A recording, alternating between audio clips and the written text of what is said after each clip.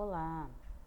Hoje daremos continuidade ao nosso quarto ciclo de seminários do LabFise, Laboratório de Bioquímica e Fisiologia de Insetos, atividade que desenvolvemos semanalmente.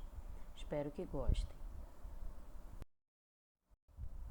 Eu me chamo Tainá Neves Ferreira, eu sou doutoranda pelo Programa de Biologia Parasitária no Instituto Oswaldo Cruz e vou apresentar um artigo que tem relação com um projeto que venho desenvolvendo nesses últimos anos. O artigo escolhido foi publicado na Revista do Instituto de Medicina Tropical de São Paulo e tem como título Transmissão experimental de Leishmania amazonense em camundongos imunossuprimidos através da picada de Lutzomia longipalpis, resultando em leishmaniose cutânea. Para compreender melhor esse trabalho, faremos uma breve introdução dos principais pontos. Bom, e a importância médica desse trabalho são as leishmanioses, que são doenças causadas por parasitas do gênero Leishmania, transmitidos através da picada de flebotomíneos. Lutzomia longipalpis é a espécie de maior importância médica nas Américas, sendo espécie vetora da Leishmania infanto. Aqui uma fêmea dessa espécie que vem a causar a leishmaniose visceral, tá? O agente etiológico é a Leishmania infanto. E a Lutzomia longipalpis é uma espécie considerada permissiva. O que isso significa? Que consegue desenvolver diferentes espécies de Leishmania, né? Além da sua espécie específica que seria infanto. No Brasil, além dessa espécie de Leishmania, temos Leishmania brasiliense e Leishmania amazonense circulando, que são espécies agentes, né, da leishmaniose cutânea. No caso de Leishmania amazonense, a sua espécie vetora seria Bichromomia flaviscutellata, uma espécie que é mais rara, mais difícil de ser encontrada e capturada na natureza. Bom, e aí nessa figura, para mostrar a importância desse trabalho, temos aqui um gráfico mostrando o número de casos versus o ano, então de 2011 até 2020, de casos de leishmaniose tegumentar ou cutânea, para simplificar, nas diferentes regiões do país, mostrando que em cinza o maior número de casos está na região norte, seguido aqui em amarelo, a região nordeste. E esse trabalho ele foi realizado no estado do Maranhão, considerado endêmico para leishmaniose cutânea. E aí o que podemos confirmar através dessa outra figura aqui, mostrando o número de casos. Então, quanto mais intensa é a cor, maior a quantidade, maior a infecção, né, a taxa de infecção por estado. Então, corroborando aqui a figura ao lado. Um outro fato importante que os autores querem ressaltar é o aumento na quantidade de casos de leishmaniose cutânea e HIV. Então, os casos de co-infecção de pessoas com algum tipo de imunossupressão e leishmaniose cutânea e às vezes até desenvolvendo leishmaniose cutânea difusa. E esse aumento tem sido notado no estado do Maranhão, estado que foi realizado esse estudo. Então, os autores levantam as seguintes hipóteses. Se a espécie principal, Bichromomia flaviscutellata, é uma espécie mais difícil de ser encontrada, enquanto que Lutzomia longipalpis é uma espécie eclética, tem diferentes hábitos alimentares e é uma espécie mais adaptada aos ambientes modificados pelo homem, poderia então Lutzomia longipalpis estar infectada e ser capaz de transmitir a Leishmania amazonense em áreas em que seu vetor principal são raros, ou seja, atuar como um vetor secundário em áreas endêmicas para leishmaniose cutânea? Então, o objetivo desse estudo foi verificar se realmente Lutzomyia longipalpis tem a capacidade de transmitir leishmania amazonensis. E aí o modelo foi em roedores imunossuprimidos, verificando se os mesmos desenvolveriam lesões de leishmaniose cutânea. Então, assim como foi feito com outras espécies, né, Leishmania major, Leishmania brasiliensis, verificar se de fato o Lutzomyia longipalpis é uma espécie permissiva e consegue dar continuidade ao ciclo de transmissão.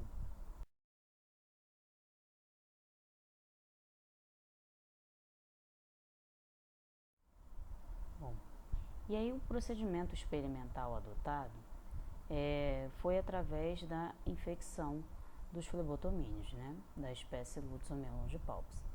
Então, no primeiro momento, temos flebotomíneos não infectados, né, criados em laboratório e que foram infectados através da picada de um camundongo infectado com Leishmania amazonensis, através de injeção na pata. Tá? Então, durante um tempo, diferentes grupos tiveram a oportunidade de se alimentar desse camundongo anestesiado, tá? Apresentando, né, já uma infecção de leishmaniose cutânea nas patas. E alguns dias depois, né, de 5 a 10 dias depois, esse flebotomínio infectado, né, agora com leishmania, tendo havido a separação das fêmeas engurgitadas, então já com as formas promastigotas desenvolvidas no seu intestino. Então essas fêmeas foram submetidas a uma segunda alimentação, agora de um animal imunossuprimido e não infectado, a fim de verificar se o ciclo se fecharia, que é o ciclo de transmissão. Então foram 12 grupos testados, né? E aqui, essa primeira etapa, que foi a infecção dos flebotomíneos, é chamada de experimento A, e o experimento B seria a infecção do camundongo imunossuprimido. E para confirmar se as fêmeas foram alimentadas e estavam infectadas, né, logo após a primeira e a segunda alimentação, elas foram dissecadas e observadas em lâmina para seus intestinos, no caso, para observação de formas promastigotas. Foi feita também PCR e sequenciamento das amostras amplificadas na PCR. Os camundongos também, né, os não infectados, após a alimentação, após serem submetidos à alimentação sanguínea das fêmeas, a segunda, foram avaliados também durante algumas semanas para observação do desenvolvimento de lesões, né, de leishmaniose cutânea. Bom, e aqui nessa tabela eu trago primeiro o conjunto de resultados do grupo. Então aqui temos algumas proporções e alguns quantitativos, né, de fêmea utilizados em cada experimento. Então aqui foram 12 grupos, né, como mencionei anteriormente. Esse TF é o total de fêmeas expostas à alimentação sanguínea. Então aqui temos as informações em relação ao experimento A, que é a primeira alimentação infectante, e aqui a segunda alimentação, que é o experimento B, para verificar a transmissão. SEF é a quantidade de fêmeas engurgitadas, aqui o PBF é a proporção de fêmeas que se alimentaram, uma outra forma de ver seria a porcentagem. Aqui esse TFD é o total de fêmeas que morreram após essa alimentação e aqui essa proporção da mortalidade. Aqui em relação à segunda alimentação. Então aqui eu marquei, né, que esses grupos tiveram as maiores proporções de alimentação, né? No entanto, temos também aqui uma proporção de mortalidade considerável. Então, em experimentos com insetos, né, com flebotomínio, que são insetos sensíveis, a gente tem uma mortalidade aqui um pouco menor que 20%, mas pode também ter 100% de mortalidade. Isso vai influenciar na quantidade de insetos da segunda alimentação, que não necessariamente vão se alimentar, né, nem 100% dessas fêmeas não vão fazer essa segunda alimentação e podem morrer também logo depois, mesmo que tenham realizado essa segunda alimentação.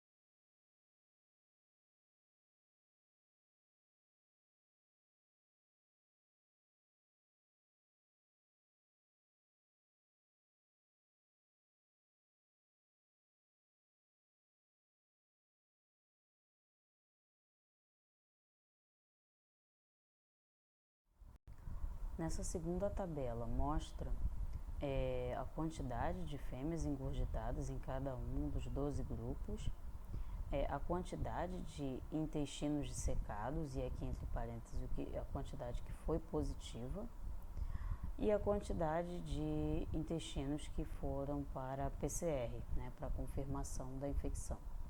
E essa taxa de infecção foi em relação à quantidade de positivos, e tendo como total, né, a quantidade de fêmeas engurgitadas.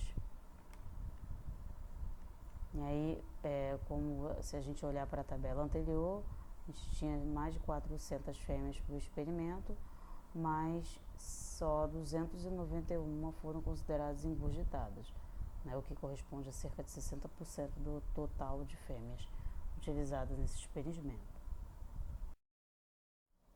Aqui na figura 1 temos a figura 1A e 1B.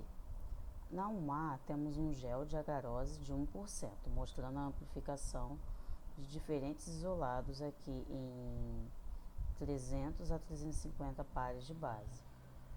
Já na figura 1B temos uma árvore filogenética construída através do método de Neighbor-Join, mostrando que isolados, sejam de flebotomínio, sejam de isolados de pata do camundongo infectado, eles se localizam, né, no mesmo clado do complexo mexicana, mostrando que de fato essa leishmania amazonense que infectou o camundongo veio do flebotomínio.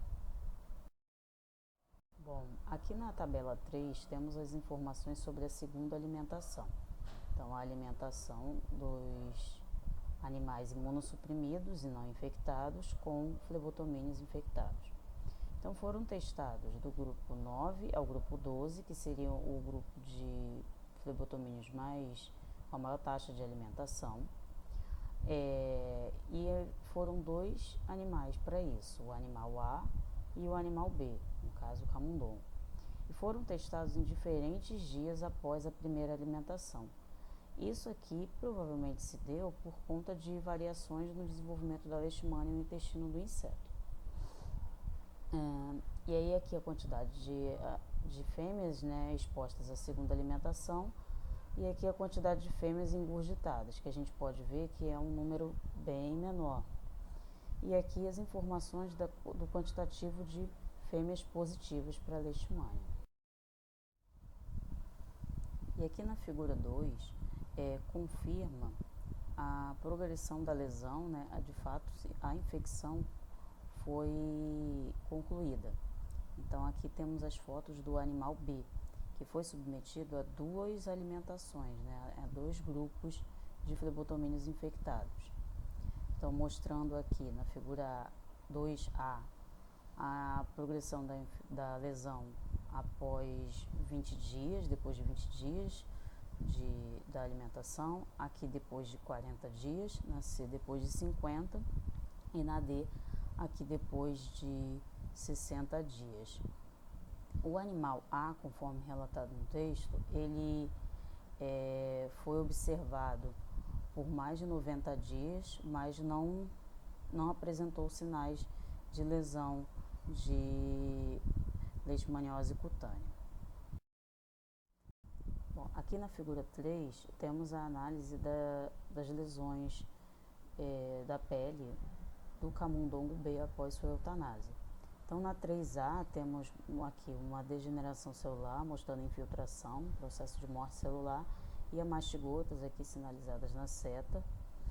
E na figura B mostra também a mastigotas coradas aqui em marrom, também confirmando a presença de leishmania amazonense.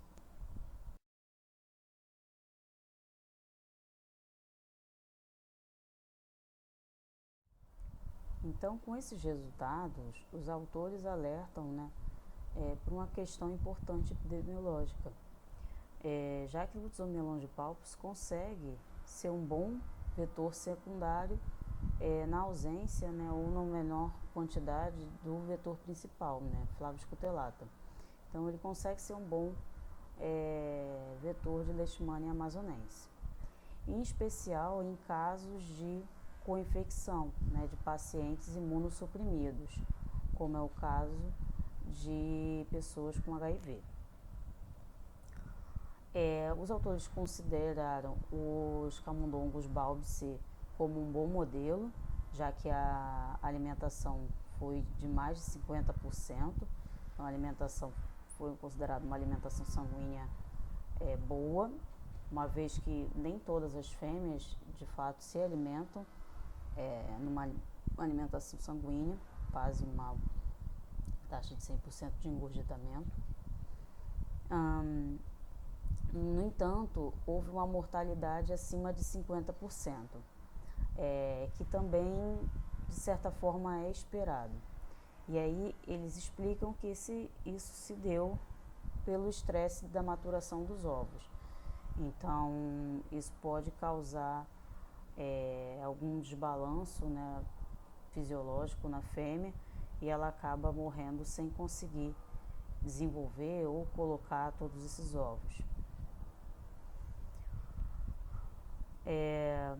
Eles consideraram também a taxa de infecção de 53%, né, considerando os positivos, os insetos positivos, versus a quantidade de insetos alimentados. Consideraram uma taxa de infecção de 53% como boa, mostrando que o Lutzomyia longipalpus é um vetor permissivo, então que se infecta e que ele dá continuidade a essa infecção. Então a leishmania amazonense consegue se desenvolver no vetor, mesmo não sendo sua espécie específica. E aí eles ressaltam os desafios nesse tipo de estudo de transmissão, devido à alta mortalidade, tanto após a primeira quanto na segunda alimentação, e ainda tem a questão do sistema imune do hospedeiro. Então, eles consideram até uma vantagem nesse trabalho o fato do animal, do camundongo, estar imunossuprimido e ter uma maior taxa de sucesso na infecção, né, após a segunda alimentação. Isso tudo, né, mostrando que Lutzomia longipalpis é um vetor competente para transmitir amazonenses, em especiais para animais imunossuprimidos, o que foram confirmados, né, por filogenia, mostrando que os diferentes isolados